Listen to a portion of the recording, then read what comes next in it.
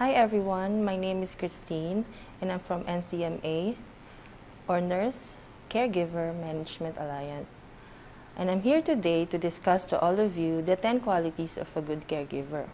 But before we go to our topic, I want to give you a brief description of what is a caregiver.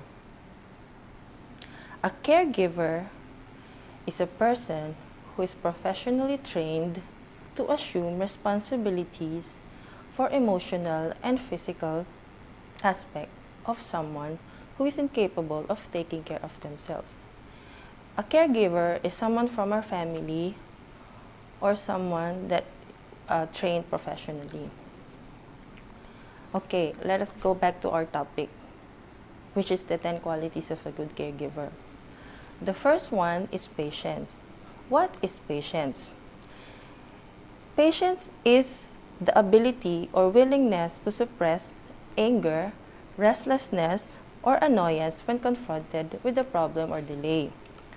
For example po, usually po sa inaalagaan po natin na sa caregiver, sila po yung mga matatanda na with Alzheimer's or stroke or they are coma and bedridden.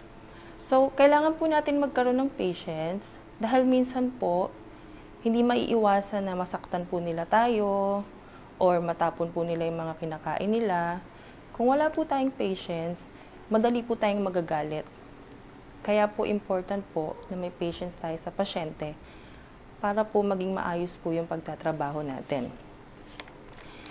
And number 2 is cheery demeanor. What is cheery demeanor? It means having a good disposition or a happy behavior. Why is it important? Bakit po importante ang pagkakaroon natin ng happy behavior? It is because ang mga inaalagaan po nating pasyente ay it's either mga disabled or they already feeling stressed because of their sickness.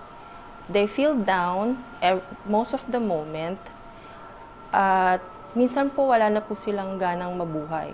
So, with our attitude as a cheery demeanor or a happy behavior, may pararamdam po natin sa kanila na maging masaya kahit papano, kahit na po sa mga nararamdaman nila.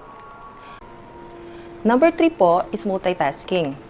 Hindi lang po importante ang multitasking sa ating profession as a caregiver.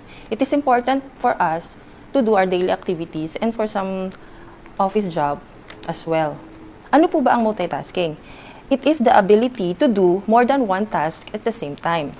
For example po, meron po tayong inaalaga ang pasyente and then we're doing the patient's laundry. But at the same time, we have to feed the patient. So what do we do first? Of course, we have to feed the patient first before we do our laundry. Pero po, bago po natin ibigay ang formula milk or ang medicine na kailangan i-take ng patient, we have to check the expiration date of the given formula milk or the medicine. At sa multitasking po, dapat po may ability din tayo na tignan po natin at i-prioritize kung alin po yung dapat mas una na gawin. Okay, let's go to the number 4. Being able to think quickly. Ito pong ability na to ay hindi lang din po siya magagamit as a caregiver. Magagamit din po ito sa lahat ng mga pangyayari sa ating buhay. Ang ibig sabihin po nito ay it is the ability to think or react quickly, effectively, and to make sensible decisions, especially po sa mga emergency situation or sa mga difficult problems. For example po, meron po tayong inaalaga ang pasyente at suddenly po the patient went into a stroke. Ano po ang gagawin natin? We have to think very quick and then inform the family or the doctor that is handling the patient. Kasi po, ang stroke po is an emergency situation and kailangan po siya ng mabilis na aksyon. Number 5 is punctuality. Ang punctuality po ay sobrang importante sa atin as aspect of a human being. Bakit po? Kasi po, ang punctuality, ibig sabihin po nito ay hindi po tayo na-relate. This is the ability being on time or always on schedule. For example po, ay may i-relieve po tayo na kapwa natin caregiver and kailangan po natin at least nandun po 1 hour or 30 minutes before para po masabi niya sa atin lahat ng details ng patient at kung kailan po ang last bowel movement niya, kung kailangan po ba natin siyang physiotherapy, and so on and so forth. Number 6 po is willingness to learn. Ito po, ang ibig sabihin po nito, it is the desire and readiness to know new things or improve yourself. Bakit po ito importante as a caregiver? As we all know, as a health worker po, marami po tayong mga hindi pa alam kasi caregiver lang po tayo. Like for example, how to do the tube feeding, how to do the colostomy bag. Kailangan po nating improve ang self natin para po the next time na magtrabaho po tayo, hindi na po natin kailangan magtanong kung paano yung mga procedure na to kasi po alam na po natin siya. And nakakatulong din po sa atin to for our self-confidence. We go to number 7 po, which is a good listener. A good listener is someone who listens carefully, attentively, and sympathetically, and typically imparting support and understanding to the speaker. Bakit po importante ang pagiging good listener to the patient as a caregiver? Importante po ito to build trust and respect sa inyong dalawa po ng pasyente and sa family po ng pasyente na inaalagaan po natin. Number 8 po is kindness and empathy. What is kindness and empathy? It is expressing a genuine interest in your patient, acknowledge their thoughts, feelings, and what matters to them. And also, we have to notice po our patients' fears and when they are vulnerable. Para po, malaman natin kung ano po yung nararamdaman nila, lalo na po at tayo po ang nag-aalaga sa kanila. Number 9 is willingness to go extra mile. As a caregiver, it's easy for us to just focus on the medical aspect of our patient. For example po, checking their vitals, helping their medications, answering medical questions, or growing to routine of their hygiene. But we often forget about the bigger sense of satisfaction from our jobs when we do simple things for the patient and we go above and beyond to our job description. Number 9 is willingness to go extra mile. As a caregiver, it's easy for us to just focus on the medical aspect of our patient. For example po, checking their vitals, helping their medications, answering medical questions, or growing to routine of their hygiene.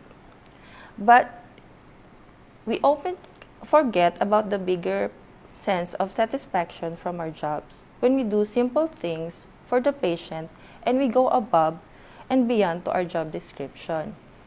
Minsan po, kailangan po nating mas alagaan pa po sila, hindi lang po kung ano po yung nasa description po ng job natin. Kailangan po nating iparamdam yung pagmamahal natin sa kanila as a caregiver and as a health provider po. And then, last but not the least, is being able to take responsibility. It means po, we are dependable, we keep our promise, and we honor our commitments. Kapag halimbawa po, tinanggap na po natin yung trabaho as a caregiver, kailangan po natin itong panindigan at take responsibility po para po magkaroon po tayo ng pagtitiwala ng ibang tao na kaya po natin gawin ang lahat ng ang trabaho na ibibigay po nila sa atin. Hindi po tayo dapat gumagawa ng excuses or other things kapag nagkakamali po tayo sa mga bagay na ginagawa po natin. Ayan po, nasabi ko na po yung qualities of a good caregiver. Sana po may natutunan po kayo sa mga diniscuss ko po ngayon. And once again, this is Christine from NCMA. Have a good day and God bless you all. Hello po sa lahat. Morning po mga classmate. Ang tatalakayin ko po ngayon ay 10 quality of caregiver. Number 1 is patient. Patient if you are looking at how to become a good worker, patient. It is of course key when dealing with patient and service user with diminished capacity. Bilang isang tao, caregiver kailangan naging magpasensya at pagiging mapagpapasensya ng nangangahulugan naiintindihan ng maraming tao. Number 2, tridimensional. Ang tridimensional, ito ay mahalagang kapag nagbibigay ng pangangalaga sa buhay ng ang tagapag-alaga ay maingat sa mga pangangalaga at pagbabago na magaganap pa. Number 3 is multitasking. Multitasking ang kakayahang multitasking ay isa sa mga kinakailangan ugali ng isang mahusay na caregiver. Number 4, being able to think quickly. Caregiver must be mindful of specific rules and schedules and most following them. Maging maingat sa mga tiyak na patakaran at schedule at dapat sundin ang mga ito. Napahalagang na kapag magbibigay ng mga serbisyo ay dapat maging comfortable na maging maagap. Number 5, punctuality. This requires that the caregiver keeps time and schedule because they have a lot of content with throughout the day. Kinakailangan nito na pananatilihin ng tagapag-aalaga ang oras at schedule dapat na panuorin ka para sa kliyente upang matiyak na makakabangan sa isang oras. Number 6, willing to learn. Kahandaang alamin ang lahat tungkol sa paggawa sa iba kung ano ang isang among gawin nila sa iyo sa parehong sitwasyon. A good listener. This is one of the most important communication skill. Anyone can have asked the question, listen for the answer, and pay attention to what they need or somethings. Number 7, ito ang isa sa pinakamahalagang kasanayan sa komunikasyon na maaaring pagkakaroon ang sinuman magtatanong sa kanila ng mga katanungan, pakinggan ang kanilang mga sagot at ibigay pansin kung ano ang sinasabi nila na kailangan mga pangangalagaan. Kindness, empathy. Empathy helps caregiver to relate with their patient as much as possible. Ang empathy ay tumutulong sa mga tagapangalaga at makaugnayan ng maayos sa kanilang mga pasyente hanggat maaari tumutulong sila sa isagawa ang kanilang trabaho. Willing to go extra miles. Ang gagawin nila ang lahat upang matulungan o upang matagumpay ang isang bagay. Ang taong iyon ay umaangat sa itaas at lampas sa kanilang tungkulin habang lampas sa inaasahan. To be able to take the responsibility. Ito ang isa sa pinakamahalagang katangian na dapat taglayin ng bawat tagapangalaga alam ng isang responsibilidad tagapag-aalaga ng ang taong tumatanggap ng pangangalaga ay nakasalalay sa buong kakayanan ng tagapag-aalaga na aalagaan ang mga bagay tulad ng mga regular na gamot at pag-iingat sa mga tipanan. Magandang tanghali po sa lahat. Ako po si Liberty Asuncion, Batch 8 ng NCMA, Nurse Caregiver Management Alliance. Ang tatalakayin ko po ngayon ay ang 10 attitude or qualities of a caregiver or being a good caregiver. Number 1 po ay patient. Pinakauna sa lahat ng qualities na dapat meron ka, mahaba ang pasensya mo at hindi maubusan lalo na sa larangan ng trabaho mo as a caregiver. Number 2 is cherry demeanor. Dapat lagi kang good vibes or positive ang aura mo para may energy ka sa work at para na rin maging magaang ang pakiramdam ng pasyente mo at ikaw din or as a bonding. Pangatlo po is multitasking, kakayahang gawin ang mga bagay-bagay ng sabay-sabay at hindi natataranta. Number 4 is being able to think quickly, kakayahang makapag-isip ng mabilis, alerto sa bawat minuto at mabilis ka dapat mag-isip ng paraan para kung nangyari man ang hindi inaasahan sa iyong pasyente sa larangan ng iyong trabaho ay madali mo itong maagapan agad. Number 5 is punctuality. Lagi ka dapat nasa oras o tamang oras. Number 6 is willingness to learn. May pagkukusang matuto. Handa kang matuto ng mga bagay-bagay na makakatulong sa iyo sa larangan ng iyong trabaho as a caregiver. Number 7 is being a good listener. May kakayahang makinig. Marunong ka dapat makinig at maging active sa lahat ng oras. Number 8 is kindness and empathy. May kabutihan at malasakit. Marunong ka dapat magpakumbaba at umunawa sa sitwasyon ng isang pasyente o ng iba't iba ng iyong pasyente as a caregiver.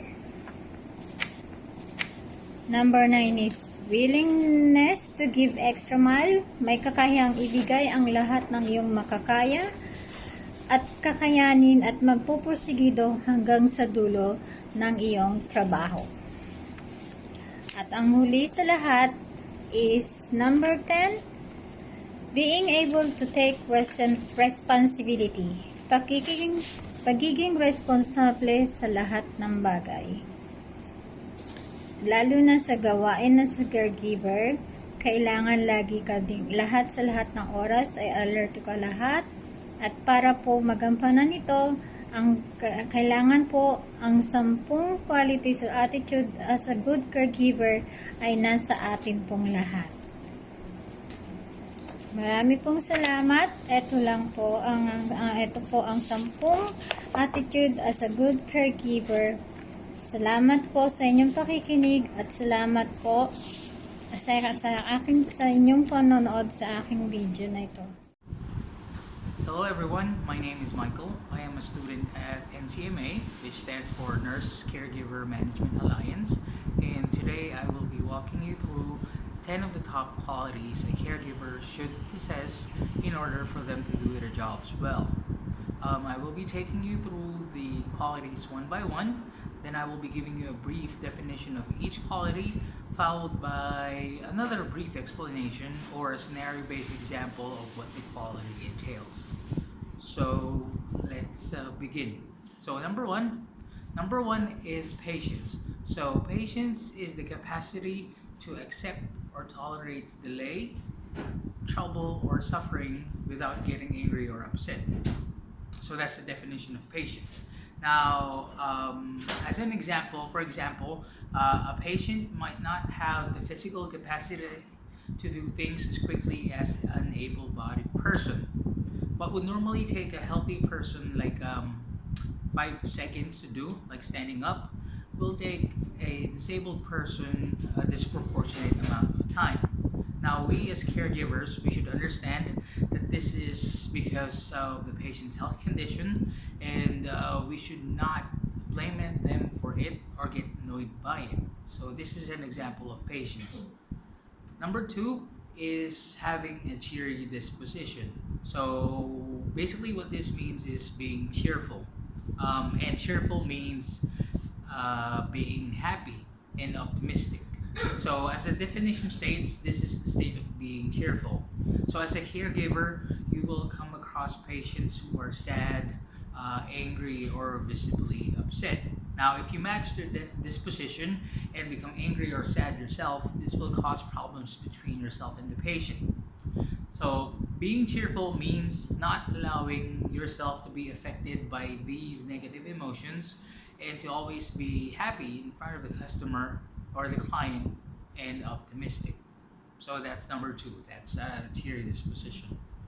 Number three is multitasking. So multitasking is defined as the performance of more than one task at the same time.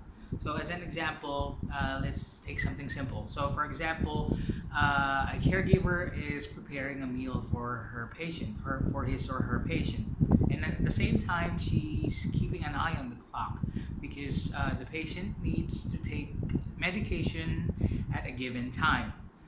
Now, in this scenario, the caregiver has two tasks.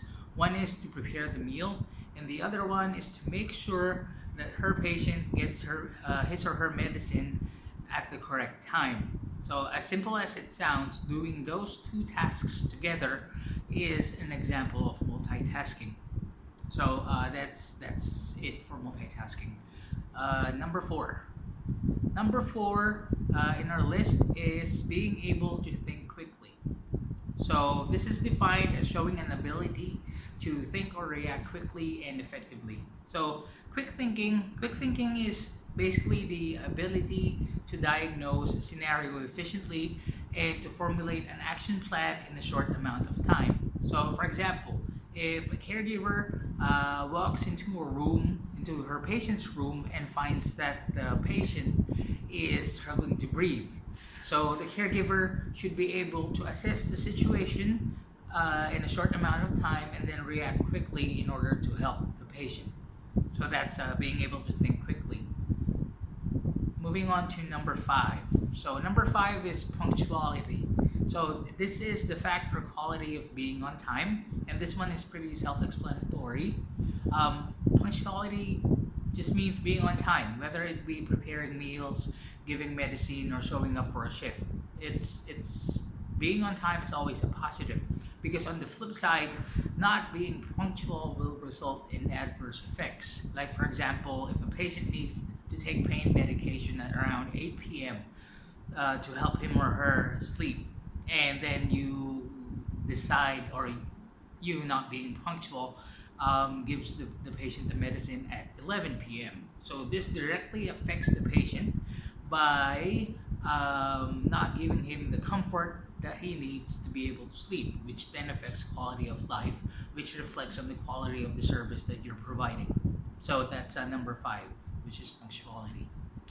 Number six is willingness to learn. So this is defined as the desire or readiness to acquire new knowledge and develop yourself. So in caregiving is a pretty complicated profession. So what gets taught in our training programs might not cover every scenario that we will encounter while taking care of the patient. So for example, you're trained in proper nutrition, and we're trained in proper preparation of meals. However, we are not trained if, for example, you give that meal to the patient and then he suddenly starts to choke. So in that case, or in that scenario, you wouldn't know what to do. But if you take additional courses, or even just view videos on YouTube, like to learn the Heimlich maneuver, you would be able to save the patient. So it's important to keep yourself open to new skill sets so that you can improve the quality of the service that you can provide to your customers. So that's number 6, willingness to learn. Number 7 is being a good listener. So being a good listener is defined as being someone who listens carefully, attentively, and sympathetically. So now, the profession of caregiving doesn't necessarily imply taking care of the customer's physical needs. Sometimes caregiving entails catering to the emotional needs of the client as well. So you will come across customers who have all of their physical needs taken care of, but they just need someone to listen, because they might be carrying an emotional burden and they just need someone to talk to release that emotional stress. So this will affect their quality of life positively once they release that stress. So that's a plus side for you. Or sometimes you will come across patients who cannot describe what they are feeling properly. Like if, for example, if you are diagnosing whether to call the doctor to see if a pain is too severe, or to see if you need to call someone because the what the customer is feeling isn't what they normally feel. So in that case, careful and attentive listening to what the customer is saying might shed light, or might help you figure out exactly what it is the patient needs. So that's number 7, being a good listener. Number 8, kindness and empathy. So kindness is the quality of being friendly, generous, and considerate. So that's also pretty self-explanatory. I'm pretty sure you understand what being kind is. The empathy part. So empathy is the ability to understand and share the feelings of another. So, an example of empathy would be if a patient is feeling severe pain. So, as a caregiver, since you understand, or since you have empathy, you understand that the patient is already under a great deal of duress. So, you will not force the patient into performing any activity that might worsen their condition. So, that's an example of empathy. And number 9 is the willingness to go the extra mile. Okay, so again, caregiving is a very complicated profession. You will find yourselves in situations that you weren't trained for. So, an example of this is if you were taking care of a child patient. So now you've already taken of the child's physical needs, and then you've already given them the medicine as per the doctor's instructions. But then at the end of the day, when the child asks you to read them a story to help them get to sleep, and then you oblige, that is an example of willingness to go the extra mile. What you just did wasn't part of your job description, but you did it anyway, as long as it's beneficial to the client. So that's willingness to go the extra mile. And the last but not the least is being able to take responsibility. So this is your willingness to be responsible, and responsible in turn means having an obligation to do something, or having control over or care for someone as part of one's job or role. So this is a very broad topic, but in essence, this means your acknowledgement that you are responsible for your patient, and your willingness, or your willingness to take responsibility or take ownership of whatever actions you take when dealing with that patient, and the consequences of that action.